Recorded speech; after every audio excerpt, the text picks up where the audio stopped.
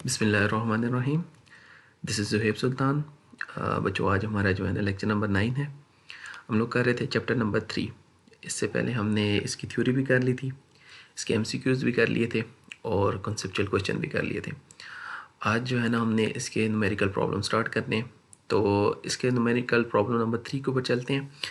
पहला और जो दूसरा आपका न्यूमेरिकल प्रॉब्लम है वो स्मार्ट सिलेबस में इंक्लूडेड नहीं है, तो इस वजह से आपका जो है ना प्रॉब्लम नंबर 3 से स्टार्ट लेते हैं।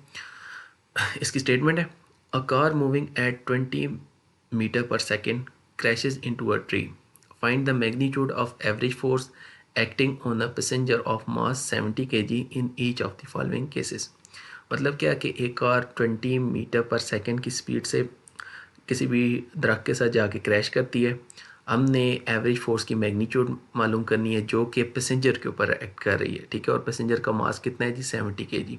और हमारे पास दो केसेस हैं। पहला केस क्या है जी, the passenger is not wearing a seat belt, he is brought to rest by collision with the windshield and dashboard that last 2 millisecond. Okay, कि जो पैसेंजर है, पहले केस में कोई भी किसी किस्म की कोई उसने सीट बेल्ट नहीं पहनी हुई, तो वो अपने रेस्ट पोजीशन पे आता है। किस वजह से जी, विंडशील्ड और डैशबोर्ड से कोलाइड करने के बाद। और ये कोलिजन कितने टाइम तक रहती है जी, 2 मिली सेकेंड के लिए, ठीक है। अब दूसरा केस है जी, the car is equipped with a passenger side airbag. The force due to the airbag acts for 45 millisecond bringing the passenger to rest. मतलब कि दूसरी जो केस है उसमें कार में आपके पास एयर बैग्स वगैरह भी जो है इंक्लूडेड हैं, ठीक है। जिसकी वजह से जो पैसेंजर के ऊपर फोर्स लग रही है वो कितने सेकंड तक लग रही है जी, 45 मिली सेकेंड तक जो है ना लग रही है, ठीक है। तो आपके पास गिवन डेटा में क्या क्या चीज़ गिवन है जी, the initial velocity of the car V I कितनी है जी, 20 मीटर पर सेकेंड, ठीक है। और मास ऑफ पैसेंजर कितना है जी, 70 kg है। अब देखें पहले केस में आपके पास टाइम की वैल्यू क्या दी हुई है, 2 मिली सेकेंड। तो 2 इंटू 10⁻³ क्योंकि मिली किसके इक्वल होता है जी, 10⁻³ के। अब जो केस 2 है उसमें आपके पास टाइम की वैल्यू क्या दी हुई है जी, 45 मिली सेकेंड, ठीक है। 45 इंटू 10⁻³ सेकेंड्स, ठीक है। हमने क्या चीज़ मालूम करनी है जी, एवरेज फोर्स मालूम करनी है, पहले केस में भी और दूसरे केस में भी।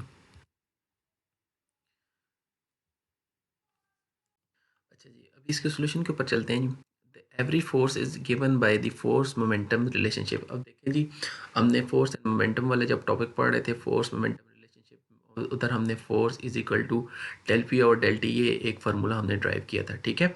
तो आपके पास डेल पी किसके इक्वल होगा जी, M V F minus M V I divided by del T, जो कि आपके पास इक्वेशन नंबर 1 का नाम दे देते हैं। केस 1 के लिए क्या होगा जी, इधर सिंपल इसी इक्वेशन में से एम को कॉमन लिया, V F minus V I divided by del T. अब देखिए मास उसने क्या गिवन था जी पैसेंजर का, 70 kg। अब देखें वी एफ ज़ीरो क्यों हुई है, क्योंकि कार अभी कोलिजन के बाद एट रेस्ट पे आ गई, ठीक है। तो पैसेंजर भी क्या होगा जी, रेस्ट पे चला गया। और जिस स्पीड से वो मूव कर रही थी कार, क्या है जी, 20 मीटर पर सेकेंड, ठीक है। और जो टाइम पीरियड गिवन था जी वो कितना चाहिए, 2 मिली सेकेंड, ठीक है। तो इधर आपने इस इक्वेशन में ये सारी वैल्यूज़ पुट की आफ्टर सोल्यूशन, ठीक है। इसको आप कैलकुलेट करेंगे तो आपके पास जो फोर्स की वैल्यू आएगी वो आपके पास एट द एंड आएगी जी, -7 इंटू 10⁻⁵ ठीक है।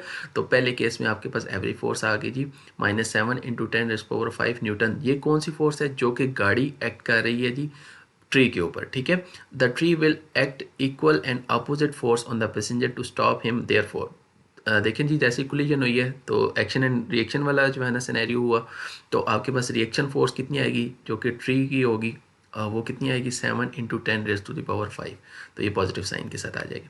अब केस 2 में जी, केस 2 में आपके पास बाकी सारी चीज़ें उसी तरह ही आपने पुट करनी है, लेकिन टाइम की जगह 45 मिली सेकेंड पुट करना है, ठीक है। तो आपने जब 45 मिली सेकेंड पुट किया तो आपके पास आफ्टर कैलकुलेशन ये वाला आंसर आया, ठीक है। जो कि अब आप इस पॉइंट को अगर आप इधर लेके आएँ तो आपके पास क्या बनेगा जी, -3.1 इंटू 10⁻⁴ न्यूटन, ठीक है। अब इसी केस में भी वही होगा, एक्शन एंड रिएक्शन वाला सिनेरियो है।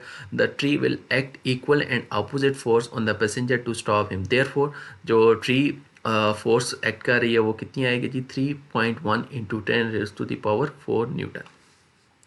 अभी हमारे पास आ गया जी problem number 4। A 0.4 kg ball traveling with the speed of 15 meter per second strikes a rigid wall and rebounds elastically. If the ball is in contact with the wall for 0.05 second, what is the momentum imparted to the wall and second one the average force exerted on the wall. मतलब क्या कि एक ball है, ठीक है, जिसका wait कितना है जी, जिसका मास 0.4 kg है, ठीक है, और जिसकी स्पीड कितनी है जी 15 मीटर पर सेकेंड, ठीक, और वो एक रिजिड वॉल है, उसके साथ जाके स्ट्राइक करती है और रिबाउंड होती है, और रिबाउंड भी किस में होती है जी, इलास्टिकली होती है। If the ball is in contact, कि ये जो बॉल है इस दीवार के साथ कितने टाइम तक इंटैक्ट रहती है जी, 0.045 सेकेंड तक, ठीक है। हमने क्या चीज़ मालूम करनी है कि ये वाली जो बॉल है ये इस वॉल के ऊपर कितनी मोमेंटम इम्पॉर्ट करेगी और कितनी एवरी फोर्स एग्जर्ट करेगी। अब देखें, पहले इस चीज़ को समझें कि ये वाली पहले बॉल मूव कर रही थी with the velocity we I, ठीक है। अब देखें जैसे ही इसके साथ स्ट्राइक किया, वापस आई। अब देखें इस पहले वाले केस में आपके पास जो वी आई की डायरेक्शन ये थी, लेकिन जब वो रिबाउंड हुई तो उसकी डायरेक्शन क्या होगी, अपोजिट होगी। तो इस वजह से वी एफ की वैल्यू क्या हो जाएगी जी, माइनस वी आई, ठीक है। तो गिवन डेटा में क्या क्या चीज़ गिवन है जी, मास ऑफ बॉल, ठीक है, 0.4 kg, इनिशियल वेलोसिटी कितनी गिवन है जी, 15 metre per second, time of intact कितना है जी, 0.045 सेकेंड, और जो फाइनल वेलोसिटी होगी वो कितनी होगी जी, -15 मीटर पर सेकेंड। हमने क्या चीज़ मालूम करनी है जी, मोमेंटम मालूम करनी है और उसकी एवरेज फोर्स मालूम करनी है।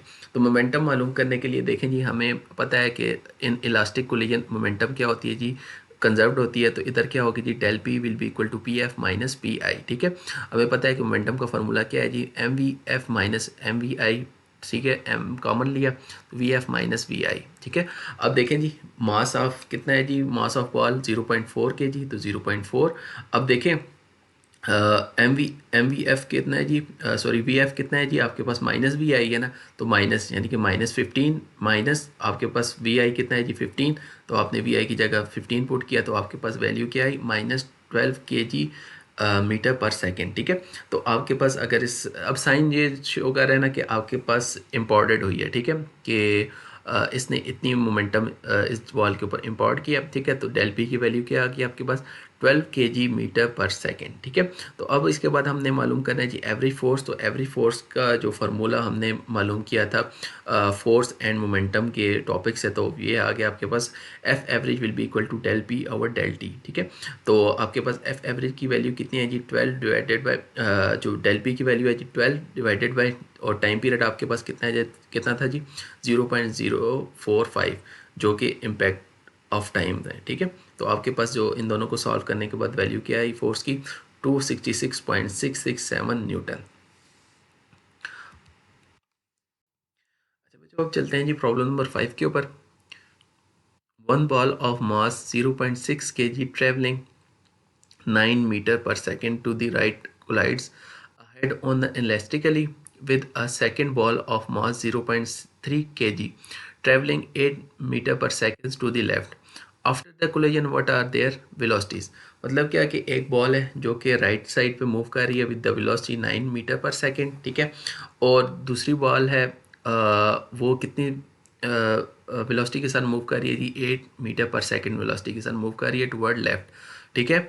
और इन दोनों के दरमियान हेड ऑन कोलिजन होती है। उसके बाद हमने क्या चीज़ मालूम करना है जी, after the collision what are their velocities. तो यानी कि हमने टॉपिक जो पढ़ा था हेड ऑन कोलिजन वाला, या वन डायमेंशन में जो कोलिजन होती है, तो उस बारे में जो भी चीज़ें आती हैं वो सारी इस प्रॉब्लम में हम लोग यूज़ करेंगे। तो सबसे पहले जी, mass of first ball m1 will be equal to 0.6 kg, ठीक है। Mass of second ball m2 will be equal to 0.3 kg, और वेलोसिटी ऑफ फर्स्ट बॉल कितना है जी बिफोर कोलिजन, वो u1 है, तो वो कितना है g 9 metre per second. Velocity of second ball before collision u2 is equal to -8 metre per second. हमने क्या चीज़ मालूम करनी है जी, वेलोसिटी आफ्टर कोलिजन, तो इधर क्या है जी v1 एंड v2, ये हमने मालूम करनी है। To find velocity after collision, देखें ये वाला फार्मूला अगर आप वही टॉपिक दोबारा ओपन करें तो आपको ये वाला फार्मूला नज़र आएगा, हमने ड्राइव किया था कि हमने वेलोसिटी, ठीक है, कि वेलोसिटी का फार्मूला निकाला था वेलोसिटी आफ्टर कोलिजन, तो वो आपके पास फार्मूला था m1 minus m2 divided by m1 plus m2 into u1 plus 2m2 divided by m1 plus m2 into u2, ठीक है। अब इधर देखें सारी वैल्यूज हमें गिवन है, हमने इस फार्मूले में पुट की है। m1 की वैल्यू है 0.6, m2 की वैल्यू 0.3, u1 की वैल्यू है 9, और इसी तरह ही देखें जी इधर U2 की वैल्यू है जी -8। तो इस पूरी इक्वेशन को सॉल्व करने के बाद आपके पास V1 की वैल्यू क्या आई है जी, आपके पास 2.33 मीटर पर सेकेंड, यह आ गई जी V1। अब V2 क्या है जी, for velocity of second ball आपने देखें जी V2 की वैल्यू भी हमने उधर ही एक फार्मूला ड्राइव किया था, ठीक है, उसी टॉपिक में। तो इधर भी हम जो है ना सारी वैल्यूज़ पुट करेंगे, M1 M2 U1 U2 की वैल्यू इधर पुट करेंगे। तो इन आपके पास सारी वैल्यूज़ ये देखिए इस इक्वेशन में पुट की है। इसको जब हमने सॉल्व किया तो आपके पास V2 की वैल्यू क्या आ गई है जी, 14.66 मीटर पर सेकेंड। यही दो वेलोसिटी थी जो कि हमने मालूम करनी थी। अच्छा, अब चलते हैं जी प्रॉब्लम नंबर 6 के ऊपर। In a wedding, a bullet is fired in air at a speed of 500 meter per second, making an angle of 60 with horizontal from AK-47 rifle. How much high will the bullet rise? What time would it take to reach ground?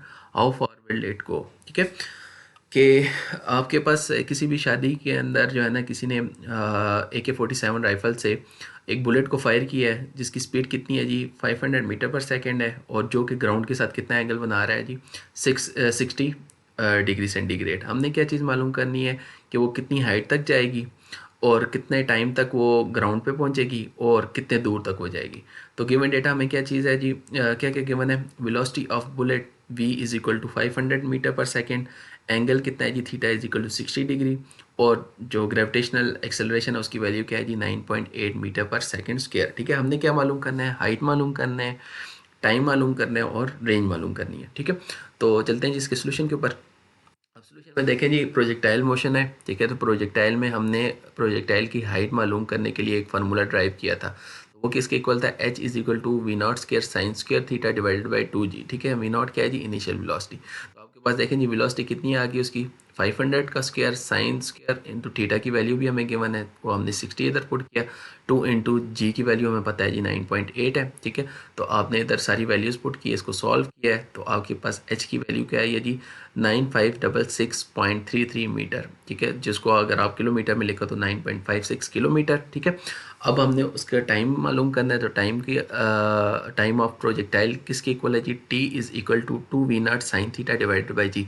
ये सारे फार्मूले हम लोगों ने drive किए हैं। ठीक है, जिसने अगर रेफरेंस लेना है तो वो पिछले लेक्चर सुन सकते हैं। ठीक है, तो टी की जगह यानी कि टी में हम लोग जो है ना सारी वैल्यूज़ पुट करेंगे, 2 इंटू वी नॉट की वैल्यू 500, थीटा की वैल्यू 60 एंड जी की वैल्यू 9.8। तो इसको सॉल्व किया है तो आपके पास टाइम पीरियड कितना है जी, 88.37 सेकेंड्स। ठीक है, इसके बाद जी देखें जी रेंज ऑफ प्रोजेक्टाइल, उसी तरह ही रेंज ऑफ प्रोजेक्टाइल हमने मालूम किया था formula, V not square sine 2 theta divided by G. ठीक है, तो सारी वैल्यूज़ पुट करते हैं, वी नॉट की वैल्यू पुट करते हैं, थीटा की वैल्यू पुट करते हैं और जी की वैल्यू पुट करते हैं। तो इस दर से आपके पास जो रेंज है वो कितनी आई जी, 22.1 किलोमीटर। तो ये रहा जी आपका प्रॉब्लम नंबर 6। अब चलते हैं जी प्रॉब्लम नंबर 7 के ऊपर। अब जी प्रॉब्लम नंबर 7 है जी, the catapult hurls a stone of mass 32 gram with the velocity of 50 metre per second at an angle of 30 degree of elevation. ठीक है, हमने क्या चीज़ मालूम करना है, what is the maximum height reach by the stone, what is its range, how long has the stone been in the air when it return to its original height. अब यदि कैटापुल्ट क्या चीज़ होती है, एक तरह की आपके पास गुलेल टाइप जो है ना चीज़ होती है। तो उसमें क्या है जी, स्टोन रखते हैं और उसको जो है ना पुल करके छोड़ते हैं, तो ये उस टाइप की एक चीज़ है। ठीक है, तो हमने क्या चीज़ मालूम करनी है, एक तो उसकी हाइट मालूम करनी है, रेंज मालूम करनी है और टाइम पीरियड मालूम करना है। ठीक है, गिवन डेटा में क्या क्या है, गिवन है जी वेलोसिटी ऑफ स्टोन, गिवन है जी v is equal to 50 metre per second है, थीटा कितना है जी 30 डिग्री सेंटीग्रेड, और एक्सेलरेशन ऑफ ग्रेविटी कितनी है जी, g is equal to 9.8 metre per second square. To find height मालूम करनी है, रेंज मालूम करनी है और टाइम पीरियड मालूम करना है। तो उसी तरह जिस तरह अभी लास्ट हम लोगों ने प्रॉब्लम सॉल्व किया उसी तरह ये भी सॉल्व होगा। सबसे पहले हाइट के जो है ना हाइट ऑफ प्रोजेक्टाइल का फॉर्मूला लिखेंगे, h will be equal to V not square sine square theta divided by 2g। Simple से जितनी भी वैल्यू गिवन है वो सारी इसमें पुट करेंगे तो आपके पास जो हाइट ऑफ प्रोजेक्टाइल या हाइट ऑफ स्टोन कितनी आएगी जी, 31.89 मीटर। ठीक है, इसके बाद जी रेंज मालूम करनी है, उसी तरह ही सेम लास्ट प्रॉब्लम की तरह रेंज का फार्मूला लिखा है, V not square sine 2 theta divided by G. V not की वैल्यू भी हमें गिवन है, थीटा की वैल्यू भी गिवन है और जी की वैल्यू भी हमें पता है। तो इस इक्वेशन में पुट किया है, तो इसको सॉल्व करने के बाद आपके पास रेंज की वैल्यू क्या आई थी, 220.9 मीटर। ठीक है, इसी तरह टाइम पीरियड हमने मालूम करना है, टाइम पीरियड ऑफ प्रोजेक्टाइल किसके इक्वल होता है, 2v0 sine theta divided by G के। ठीक है, वी नॉट की वैल्यू पुट की, थीटा की वैल्यू पुट की और जी की वैल्यू पुट की। आपके पास जो है ना इन सब को सॉल्व करने के बाद आपके पास टाइम पीरियड की वैल्यू क्या आई, 5.1 सेकेंड। तो आपके जो है ना चैप्टर नंबर 3 आज कंप्लीट हो गया। तो इंशाल्लाह नेक्स्ट जो है ना चैप्टर से स्टार्ट लेंगे। तो मिलते हैं जी नेक्स्ट वीडियो में। अल्लाह हाफिज़।